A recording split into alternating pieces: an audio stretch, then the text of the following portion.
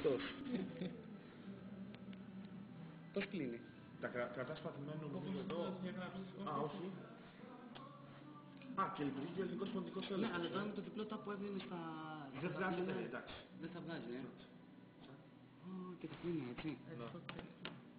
Άντε ρε.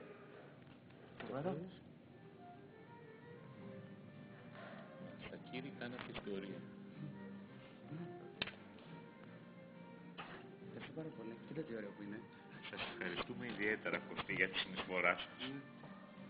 Α, και νομίζω ότι έχουν αλλάξει κάτι στο spotlight αν δεν κάνω λάθος. Και στο Safari, άμα μπεις να γράψεις μια λέξη, κάνει κατευθείαν το search. Α, για να το δούμε.